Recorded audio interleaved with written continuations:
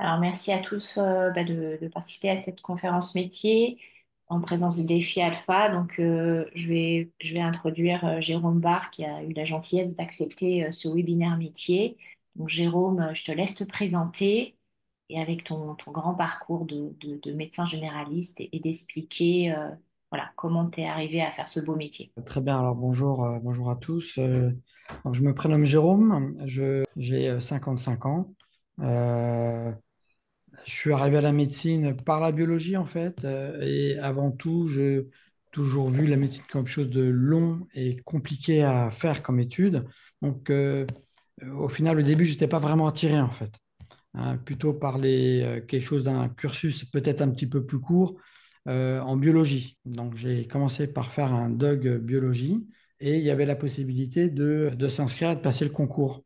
Donc, on pouvait travailler en même temps. Donc, j'ai fait une année de biologie pure et puis après, j'ai enchaîné avec biologie, euh, deuxième année, le DUG et le concours. Parce qu'à l'époque, c'était le concours un concours, on était sélectionnés. Moi, dans ma fac, ils en prenaient à peu près 500. Et on fait médecine aussi parce que dans la famille, je pense, on peut avoir quelqu'un autour de soi qui fait ce métier-là, je pense. Parce que c'est vrai que de prime abord, ça paraît quand même un petit peu insurmontable, parce que les études sont longues. Donc voilà, j'ai passé mon concours en me disant, bon, bah voilà, je passe et puis je vois ce que ça donne. Et finalement, j'ai été très proche. Je me suis dit, ah, ça vaut peut-être le coup j'ai possibilité de le tenter une deuxième fois, cette fois-ci en prenant les matières que j'avais mis de côté, qui me paraissaient trop complexes, c'était notamment l'anatomie. Donc là, je me suis dit, bon, moi j'ai un an pour faire d'anatomie, et en cumulant tout ça, j'ai eu suffisamment, donc la deuxième fois, je l'ai eu. Voilà. Et est-ce que tu peux expliquer pourquoi tu as choisi spécifiquement d'être médecin généraliste? Parce que voilà, tu as fait Alors, des... médecine générale, oui. Alors après, dans les études, on passe par des services, on fait des stages, donc aussi bien d'externes puis après d'interne, ce qui permet en fait de voir beaucoup de facettes différentes et de pratiquement chaque stage que j'ai fait, je les ai appréciés en me disant ah bah finalement je vais faire dermato ou je vais faire pédiatrie. Donc finalement j'ai apprécié tous les stages où je suis passé, ce qui m'a permis de voir la palette du choix et ce qui m'a finalement convaincu, c'était la diversité en fait. Je pense que c'est ce qui regroupe le plus. On peut voir du nourrisson, du nouveau-né au centenaire, à personne âgée, et de finalement d'avoir presque le plus de savoir sur tout en fait. Alors que le spécialiste, il va se cantonner et voir toujours la même chose. Donc c'est pour moi, monsieur pédiatrie, il va voir que les enfants, beaucoup de cris. Le cardiologue, il va s'occuper que du cœur. Le chirurgien, il va faire qu'une chirurgie. Donc chacun voit quelque chose de façon ciblée, tandis que le généraliste, bah, lui, il a toute la palette et il peut s'occuper de tout. Et voilà, c'est ce qui m'a attiré dans la médecine générale. Tu as fait aussi des stages en urgence, dans les urgences aussi, pour voir... Oui, oui, voilà, les- c'est ce qui m'a apprécié. Oui, ce que j'aimais bien, c'était les urgences. J'ai fait les urgences plusieurs fois et le SAMU. Euh, Ça me plaisait parce que c'était bah, régler vite quelque chose et puis après de passer à autre chose. Et on peut passer comme ça de sujet en sujet ou de personne en personne, donc de problème en problème et de pouvoir essayer de répondre à tous ces problèmes différents. Tandis que dans les services de médecine, le reproche que j'avais, c'est qu'on pouvait, on s'occupait d'une dizaine, quinzaine de personnes d'une aile du service de médecine. Et là, on pouvait s'occuper d'une personne, mais tous les jours, pendant une semaine, 2 semaines, 3 semaines. Certains pouvaient rester plus longtemps puisque c'était complexe. Donc, effectivement, j'avais l'impression d'avoir moins les idées qui fusent. En consultation médecine générale, voilà, effectivement, c'est toutes les 15 minutes, on peut se remettre en cause et on va nous demander de rechercher des choses plus différentes. À l'hôpital, c'est beaucoup plus approfondi, c'est beaucoup moins dense dans le sens où on va prendre un sujet ou deux qu'on va approfondir pour justement traiter les cas les plus graves. Ok, donc là, en fait, depuis plusieurs années, tu as décidé de te mettre à ton compte, enfin, d'ouvrir ton cabinet. Et aujourd'hui, voilà, en tant que généraliste, tu traites tout type de problématiques. Et moi, ce que j'aurais souhaité que tu nous partages, c'est comment, depuis que tu as commencé cette médecine générale, les choses évoluent. voilà, au quotidien, dans ta manière de travailler, tout ça. Parce qu'on parle beaucoup voilà, du manque de médecins aujourd'hui. Est-ce que tu pourrais décrire pour ceux qui souhaiteraient s'orienter vers ce beau métier, un peu ton quotidien et comment ça se passe? Oui, oui, alors quand j'ai commencé, effectivement, il y a eu le numerus clausus. Euh, il a toujours été à peu près à 8 000. Et puis l'État s'est dit, si on fait baisser, moins il y aura de médecins, moins il y aura de prescriptions, moins il y aura de dépenses de santé. Donc on va régler notre problème de santé en mettant moins de médecins. Donc c'est tombé jusqu'à 3 500. En 93, là où moi, 93, moi j'ai commencé à m'installer, à faire des remplacements, donc seul, en consultation 97. Et en 97, voilà, 2000, ça a remonté tout doucement parce que là, il y a eu le creux de la vague. Et maintenant, on est entre, je pense que c'est à peu près 10 000 médecins chaque année, enfin, qui sont formés, 10 000 étudiants qui passent en deuxième année. Tu peux préciser ce que c'est le numerus clausus, justement? Le numerus clausus a été un nombre fixé par l'État qui définit le nombre de étudiants qui vont rentrer en deuxième année. Un numéro national en disant, voilà, il faut former tant de médecins. Mais comme le trou de la Sécu n'a fait qu'augmenter, même des années 70-80, ils ont dit, bon, il faut le baisser, moins de médecins. Voilà. Mais comme il y avait beaucoup de médecins qui étaient en activité, qui pouvaient travailler longuement, on ne s'en est pas aperçu pendant plusieurs années, en fait. Là, maintenant, je pense que il y a 200 000 médecins qui travaillent. Les projections, ça ne va pas vraiment augmenter parce que le temps de former, ça va monter un petit peu, mais ça va plafonner même en 2035, ils prévoient 230 000 médecins. Donc, ça va augmenter un tout petit peu. Il y a aussi la capacité, maintenant, c'est passé au numérosus apertus. C'est chaque fac va donner un nombre. Qu'est-ce qu'elle peut absorber? Parce que le problème, c'est absorber et former ces étudiants. On est formé à l'hôpital et l'hôpital, bah, réduction aussi de services, de lits, donc de places. Et donc, c'est difficile de former quand il n'y a pas la possibilité. Il faut aussi des professeurs, il faut aussi des médecins en ville. Donc, en soi, ça risque de pas tellement monter. Donc, il va falloir revoir. Justement, je me suis approché de d'autres systèmes de santé. Et aux États-Unis, et en France, ils essayent ça de faire depuis quelques années, de former des infirmières avancées, en pratique avancée, qui pourraient régler, ou là, comme ça existe maintenant depuis 2 ans, le pharmacien peut prescrire et s'occuper d'une cystite, euh, d'une angine, il peut faire un test, prescrire des antibiotiques, ça qui était réservé aux médecins depuis toujours. Donc, il y a une ouverture maintenant faire des vaccins aussi, pharmaciens, les infirmières ne peuvent pas faire des actes, mais les sages-femmes peuvent faire des échographies, donc devenir de plus en plus techniques et se mettre à prescrire aussi la pilule ou des gestes. Donc, il risque d'y avoir plusieurs intervenants. Parce qu'après, c'est une histoire de coût. Là, j'ai vu que le coût d'un médecin, avec les 10 minimum à peu près années d'études, c'est 200 000 euros à peu près. Une infirmière, elle, en 4 ans, on peut la former et ça coûterait 10 à 20 000. Donc, vraiment, le coût serait moindre. Donc, l'idée, c'est de développer les infirmières, les pharmaciens qui puissent prescrire, d'autres pour que le médecin puisse s'atteler qu'aux choses compliquées, en fait. Parce qu'évidemment, une cystite, ou il y a des choses qui peuvent être résolues en quelques minutes, très rapidement. Et ça, bah, ça peut être délégué à d'autres professionnels. Et je pense que c'est ça l'idée de l'État, parce que de toute façon, tout le monde paie, c'est la cotisation de la caisse d'assurance maladie. Et ça, c'est le modèle français. Et pour qu'il perdure, les gens sont de plus en plus vieux, de plus en plus malades, avec des traitements de plus en plus chers. Donc, ça augmente la masse de coûts et on ne peut pas mettre que des médecins partout, en fait, parce que le coût, là aussi, est trop important. Ok. Voilà. Ton micro est coupé, Béatrice. Avant de faire rentrer Nelly, peut-être qu'on peut rapidement parler de la réforme qui a eu lieu en 2020 pour faire ses études, qui risque à nouveau de changer en 2026. Juste pour rappel, bon, après, ça concerne, si vous êtes au collège, vous ne serez pas forcément concerné par le dispositif actuel. Donc, on vous l'a juste mis rapidement là pour info en sachant que ça va changer pour 2026, puisque le système actuellement a supprimé le numerus clausus et a voulu élargir l'entrée via le pass et aux études de médecine. Et ça, comme ça ne fonctionne pas très bien, Il y a eu un rapport de la Cour des comptes en décembre 2024 qui demande à ce que les choses soient réformées. Donc, on vous a mis rapidement voilà, quelques slides à ce sujet-là.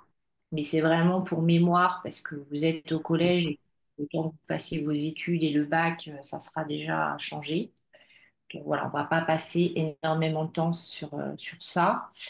Peut-être que Nicolas, on peut faire rentrer Nelly qui avait une question. Oui, pardon, vas-y, réactive ton son, Nelly.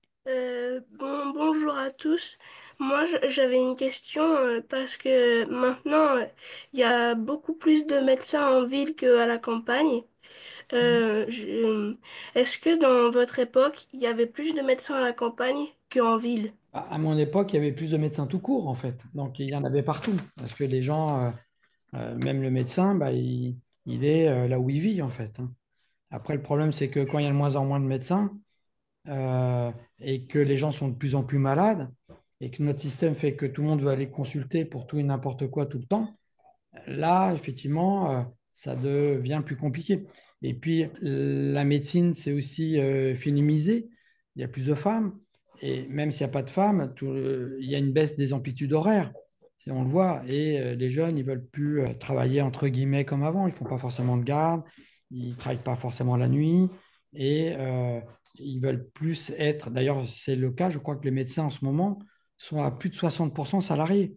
C'est-à-dire, bah, ils arrivent le matin à 9 heures, ils partent à 18 heures. Hein, être salarié, c'est comme à la poste. On a des horaires. Donc ça, forcément, ça a diminué aussi le temps de soins, en fait, à la population. Donc là, effectivement, c'est le problème.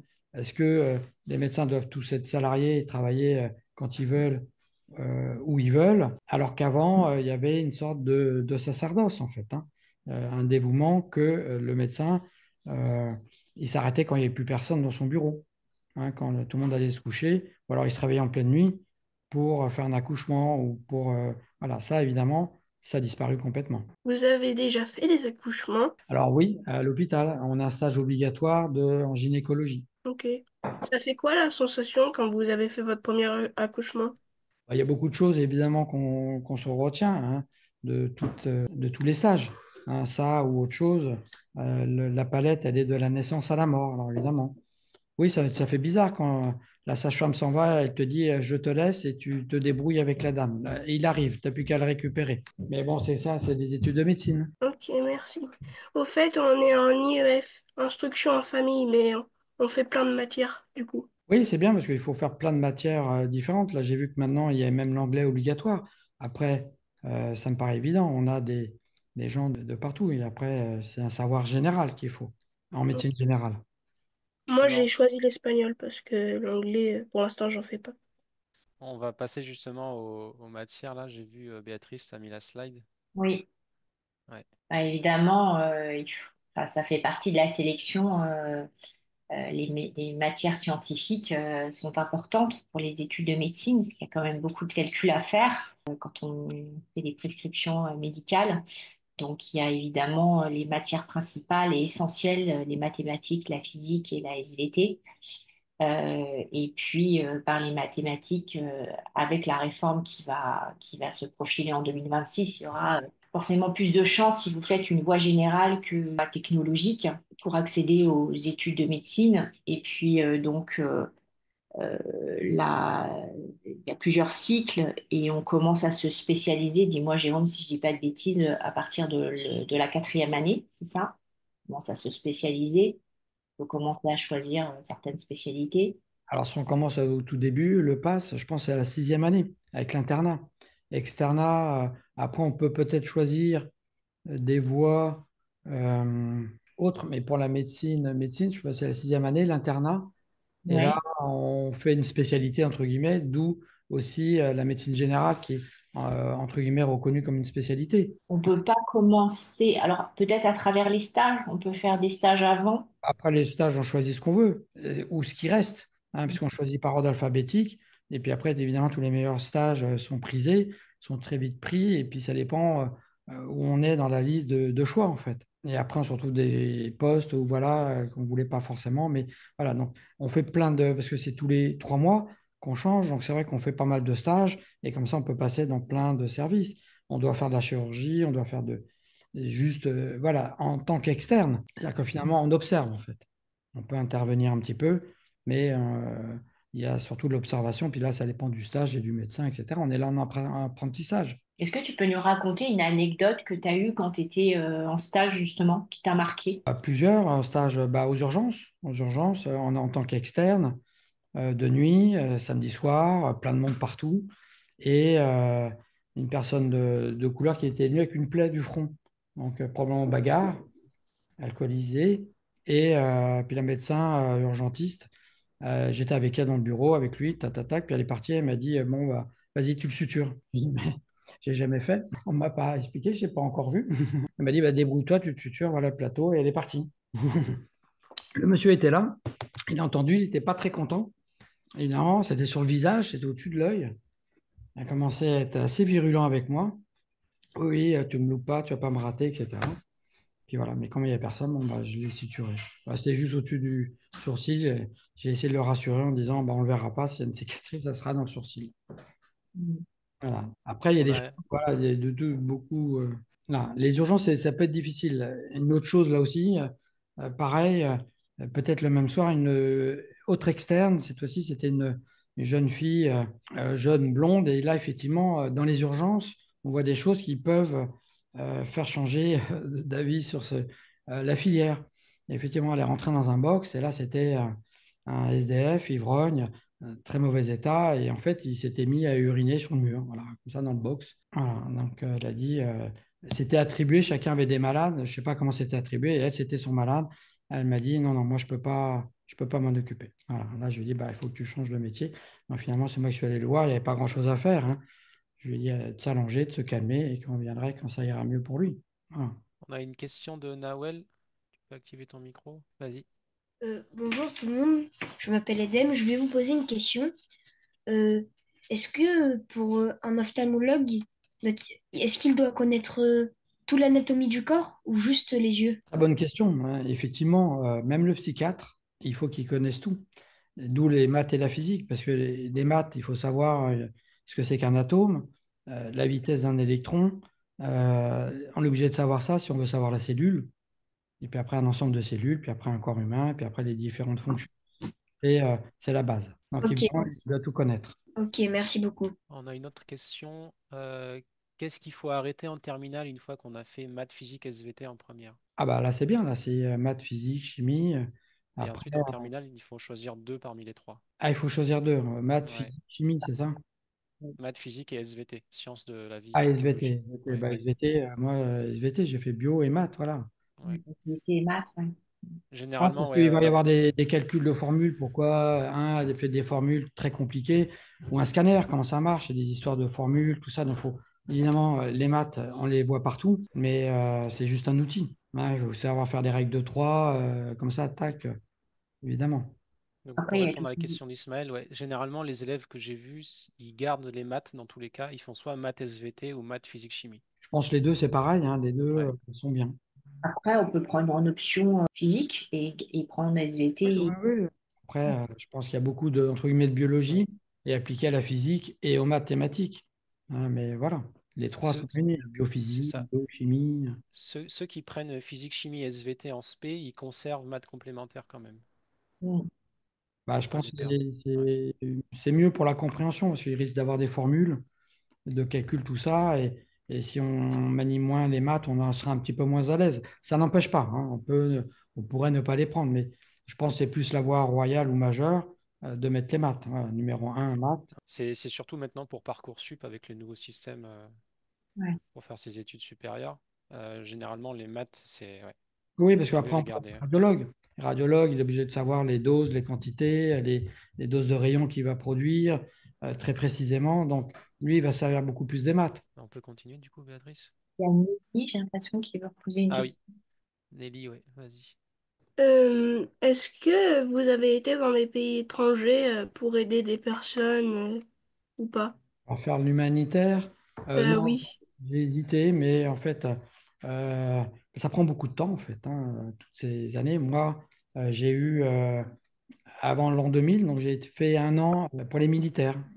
J'ai été obligatoire, service militaire obligatoire. Donc, j'ai dû faire mon service militaire en tant que médecin. Donc, j'ai donné 1 année de médecin dans une caserne. Voilà, j'étais le médecin pour la population militaire. Ok. Et si je peux me permettre, il y a quelque temps, il y a 2 médecins argentins qui sont venus en France pour aider. Oui, tout à fait. Un médecin du monde, ça a été fondé par un médecin, tout simplement. Il s'est dit, voilà, il faut faire quelque chose. Je me suis renseigné, mais voilà, c'est des missions pareilles qu'un stage d'interne, c'est minimum 6 mois. Ok. Est-ce que d'un côté, ça vous fait peur d'aller en pays étranger pour aider? Non, pas du tout. Non, non, mais à chaque fois que je vais en voyage, je voyage beaucoup. Dès que je vais quelque part, c'est très souvent qu'on me demande si je suis médecin, bah, de rester sur place. Il y a toujours du travail partout. Ok. Merci beaucoup. De rien. Ok, on peut continuer du coup la présentation. Oui, alors voilà, j'ai mis pour ceux qui souhaitent s'orienter dans ce domaine-là, bah, évidemment de faire des stages, hein, bien évidemment. Il y a des stages obligatoires de troisième et seconde, mais vous pouvez aussi, et on peut mettre le lien, pour ceux ça intéresse, via la Chambre de commerce et d'industrie, la CCI, faire un stage d'1 semaine d'immersion à n'importe quel, enfin plutôt l'été. Quand vous êtes même en troisième, vous pouvez le faire. Oui, bien sûr. Et de pouvoir avoir cette possibilité d'être en immersion d'1 semaine, de vous faire déjà une idée, de vous confronter à une certaine réalité. Et donc, j'ai mis pour info, assister évidemment aux journées portes ouvertes. Alors, le pass est là, si vous avez compris, il va y avoir une réforme, donc on va pas trop s'attarder là. Et puis oui, vous renseigner, faire des entretiens avec des professionnels comme Jérôme, qui sont, voilà, leur poser des questions, être curieux. Et puis au fur et à mesure, je pense que c'est vraiment par les stages et l'expérience que vous allez pouvoir vous faire une idée un peu plus du métier et d'éviter de vous dire au bout de la quatrième année, voilà, c'est pas du tout ce que je voulais faire ou ça me plaît pas ou parce que parfois, voilà, c'est des études, comme disait Jérôme, très longues. Donc autant le faire le maximum ça c'est un conseil, le maximum d'entretien avec des professionnels dans ce métier-là. Oui, tout à fait. Justement, ça me rappelle mon stage de troisième. Je l'ai fait dans un laboratoire médical en me disant, c'est chouette, plein de machines dans tous les sens.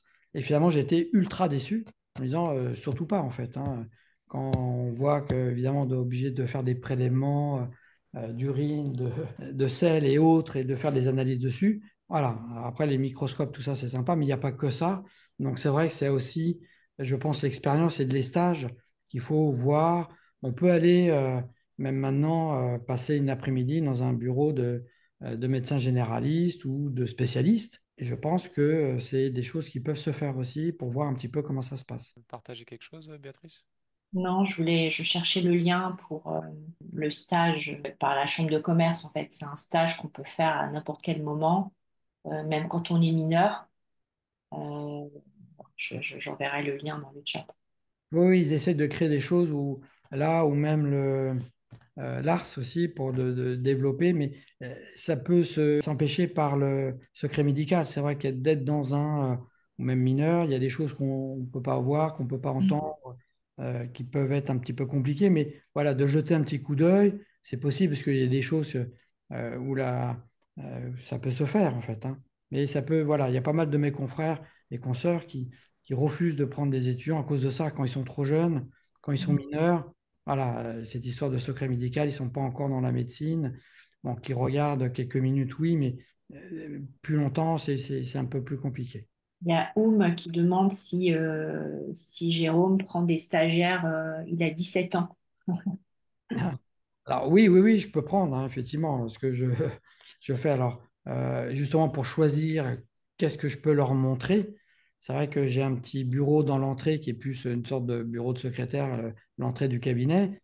Et quand il y a des choses pas trop compliquées, voilà, comme il est à côté de mon bureau est juste à côté, je peux leur dire d'entrer s'ils souhaitent et de voir un petit peu comment ça se passe. Mais déjà, rien que de s'immerger et de passer, même si c'est pas forcément dans mon bureau, dans un cabinet médical, on peut voir un peu ce qui se passe, hein, le volume de gens qui rentrent, qui sortent, toutes les questions qu'ils peuvent poser, demander et le pourquoi ils viennent déjà.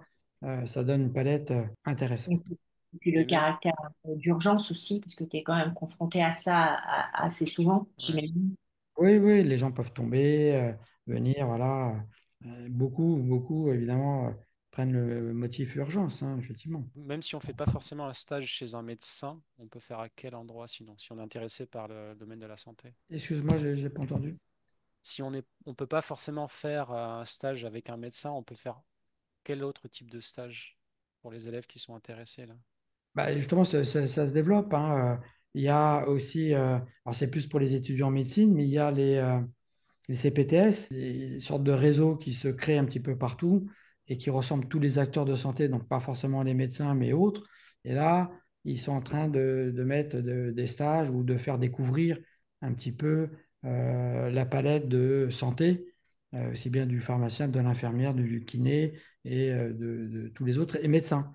Et on pourrait éventuellement s'adresser pour demander, tu vois, ils peuvent diffuser et voir de rechercher où c'est qu'on peut faire un stage en médecine générale. Et je pense qu'il y en a qui n'hésitent pas à demander directement à leur médecin, en fait, hein, ou autre, hein. Ouais. C'est encore Ouais. plus simple. Donc peut-être, pour toi, ce serait peut-être mieux de voir à côté de chez toi les professionnels de santé qui pourraient prendre des stagiaires dans Exactement. tous les domaines, hein, pas forcément que médecin généraliste, mais ça peut Exactement. être kiné, pharmacien, ça peut être d'autres spécialités. Ok, on va passer du coup aux questions. Là, on a encore un petit quart d'heure. Donc si vous voulez poser des questions, soit à l'écrit, vous pouvez, ou sinon vous levez la main dans Zoom pour qu'on vous donne le micro. Alors, est-ce que les stages, c'est en quatrième ou en troisième? Je crois que c'est en troisième les stages, hein. Troisième et Ouais. seconde. Troisième et seconde. Ouais. Troisième, c'est une semaine qui est donc la convention, elle est signée avec avec entre l'entreprise et ton école.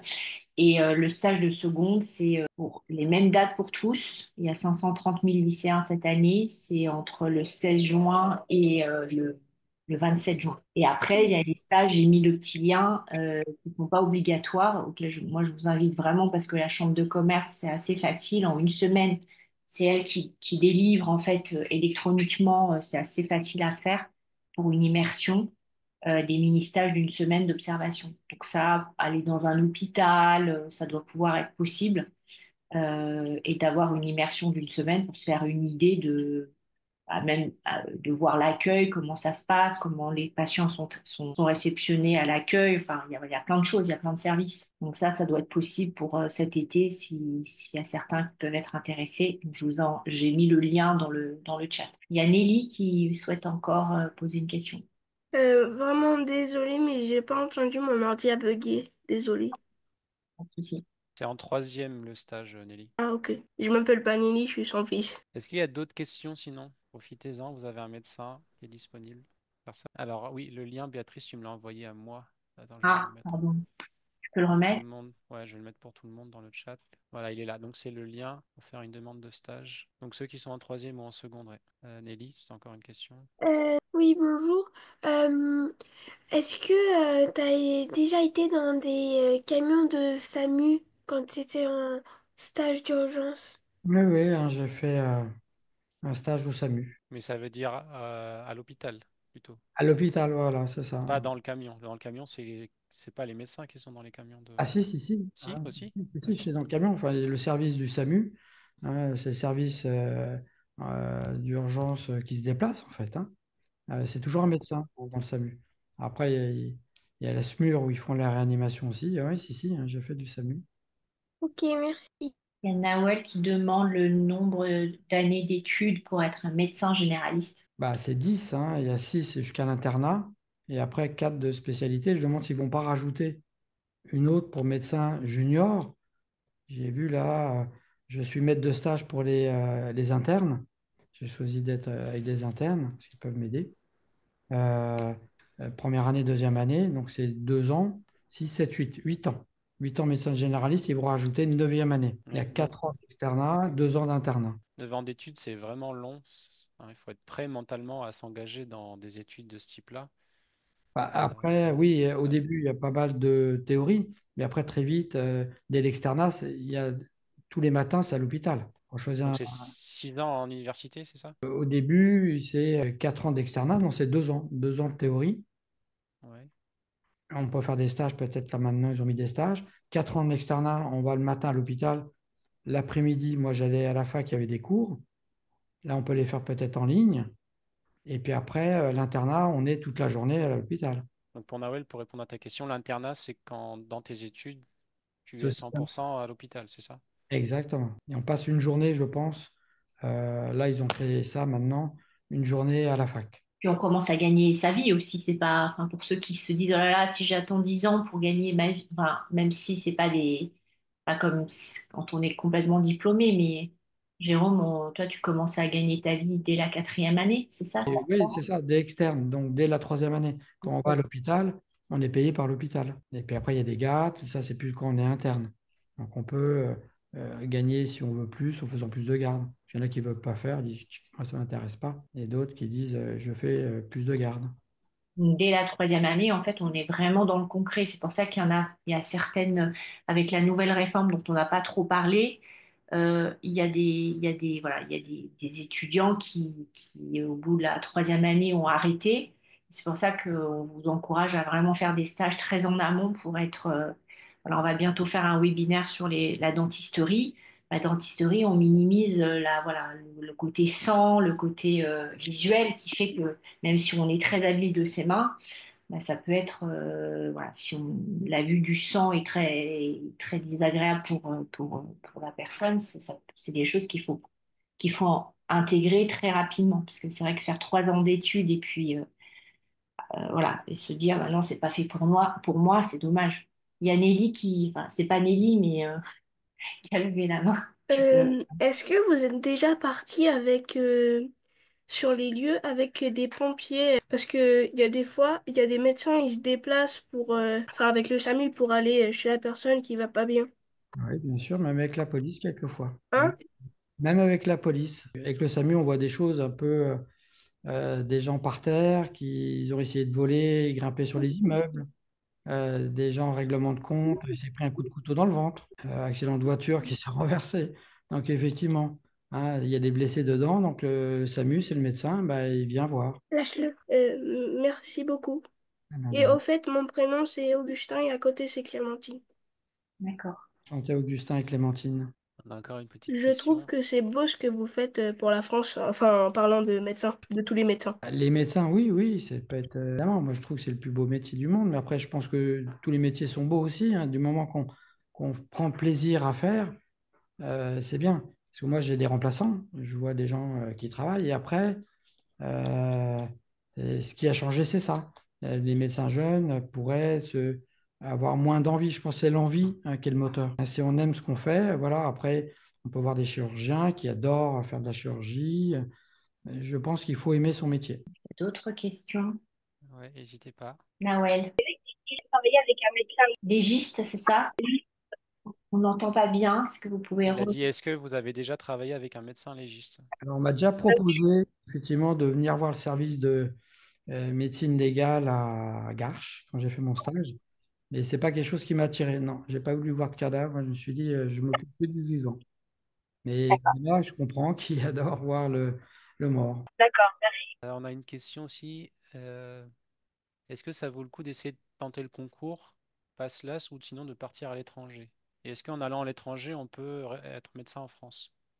Si on va faire des études en Europe, Oui, oui, j'imagine. je connais, hein. J'ai eu des amis qui n'ont pas eu le concours en même temps que moi, qui sont partis à l'étranger, un qui est parti au Canada, qui est parti en Belgique. J'ai des patients que je suis qui euh, maintenant sont internes. Il y en a un qui est parti en Roumanie. Là, il a fini, il est interne, il revient maintenant, mais il faut passer plusieurs années loin de chez soi, en fait, hein. Alors là, il faut vraiment le vouloir. C'est pas, vaut mieux le passer en France, c'est sûr, parce que là, on reste à côté de chez soi. Mais après, il y en a, ça, c'est vraiment une question d'envie, hein. Si au bout de 2 fois, il y en a qui continuent, ils disent, moi, 3 fois, je veux être médecin. Jeune sapeur-pompier, c'est très bien, hein. Je pense qu'on voit plein de choses, hein. Ils s'occupent, ils sauvent des vies, hein. On a encore des questions? Je ne vois pas. En région parisienne et à Marseille, les pompiers sont considérés militaires. Et il y a la médecine militaire, hein, et donc il y a des médecins pompiers, en fait, hein. militaire. Et il y a Nelly qui me dit qu'en septembre 2026, il va faire un stage pour entrer chez les jeunes sapeurs-pompiers. Bah, bravo Nelly pour ton engagement en tout cas. Nawel, est-ce que tu veux nous poser une question? Tu peux ouvrir ton micro. Nawel, si tu veux parler. Ah, on ne peut pas réactiver le micro. Qu'est-ce qui se passe? Ça fonctionne pas. Ah, c'est bon, ça fonctionne. C'est bon, on t'écoute. Les jeunes sapeurs-pompiers, c'est plutôt dans les urgences. J'ai pas bien entendu. Le sapeur-pompier, c'est plutôt dans les urgences, c'est ça que tu dis? C'est que les urgences, hein. Oui, La les plupart. urgences. Effectivement. Ah, il y a la médecine de catastrophe, la médecine de montagne, la médecine de bateau. La médecine militaire, c'est une médecine d'urgence, hein. Quand j'ai fait mon médecin militaire, on m'a demandé de partir dans un sous-marin pendant 3 mois. J'ai dit, mais qu'est-ce qu'un médecin généraliste va faire dans un sous-marin? Il m'a dit, s'il y a une appendicite, il va falloir que tu l'opères. J'ai dit, mais on ne m'a pas appris. Donc, c'est comme ça, c'est sur le tas, hein. Donc, j'ai négocié avec l'interne qui était d'avant, qui lui a adoré son stage en sous-marin. Voilà. Il y a Nelly Vas-y Nelly, si tu veux poser ta question. Euh, il existe aussi, je crois, des pompiers pour les animaux. J'ai vu dans un documentaire. Alors, les pompiers, ils ont des chiens, effectivement, pour renifler dans les tremblements de terre, hein. Donc, je pense qu'évidemment, ils ont probablement des robots, des drones. C'est, oui, la médecine de catastrophe, hein. Aussi bien du côté civil, là, et médecine de catastrophe militaire, c'est du côté militaire. Là, c'est une autre médecine, hein. C'est pas pareil, c'est pas le rhume, hein. Et, et vous y êtes déjà allé, par exemple, dans un pays quand il y a eu un tremblement de terre dans un Pas pays? déjà pour l'humanitaire, non, non, j'ai pas fait la médecine humanitaire. Ok. Et je pense que au, en pays musulman, je pense qu'il faudrait plus de médecins français. Parce que dans les pays musulmans, les hôpitaux sont pas assez organisés. Le problème, c'est un problème d'argent, comme je l'ai dit au début. La médecine coûte de plus en plus cher. Les mutuelles ne font qu'augmenter, tout augmente parce que la technologie est de plus en plus importante. Donc, ce coût-là, effectivement, c'est compliqué. Il n'y a aucun pays dans le monde qui trouve la solution, comment soigner les gens gratuitement. Ça n'existe pas. Donc, ça a un coût. Soit tout le monde le paie, comme en France, et on essaie de redistribuer ça, surtout dans les hôpitaux avec les maladies graves, et la médecine de ville plus légère, soit pris en charge personnellement ou pas du tout. Je pense en Afrique, il n'y a pas de sécurité sociale, hein. On paye le médecin, il nous donne une ordonnance, on va à la pharmacie, on paye tous les médicaments, et puis on est remboursé de zéro, Vous êtes déjà allé dans des pays musulmans? évidemment. Là, je suis allé à Marrakech il y a une semaine, 10 jours. Marrakech? Je suis né à Marrakech. Voilà, c'est la 4e fois que j'y retourne. Mais voilà, j'ai passé 2 jours à Marrakech. Vraiment, j'ai fait plusieurs fois le tour du monde. Donc, je connais un peu le système de santé et comment ça se passe. Et dans les autres pays, c'est sûr qu'en France, on a une belle médecine parce que, on a développé beaucoup de choses. Mais ça ne peut pas continuer comme ça. Il va falloir trouver d'autres solutions, même pour les autres pays. Chaque pays va essayer de trouver sa solution pour diminuer le coût. Je ne sais pas s'il y a encore des questions. On regarde, pas l'impression. Il y a Nawel qui avait un problème de micro, mais je pense que depuis, il nous a répondu, enfin, il a posé sa question. Enfin, je pense que le webinaire, de toute façon, sera enregistré pour ceux qui n'ont pas pu y assister. Je pense que voilà, on va clôturer. Je remercie infiniment Jérôme de s'être rendu disponible et d'avoir répondu à toutes les questions. Voilà, le prochain webinaire sera en avril. Vous serez prévenus et ça sera sur le métier de dentiste. Je vous dis à tous, à toutes et à tous, je vous souhaite une très bonne soirée et je vous dis à la prochaine fois pour le prochain webinaire. Merci Jérôme en tout cas. Merci à vous et excellente soirée et bon week-end à tous. Bon week-end à tous. Merci beaucoup. Au revoir. Merci, au revoir.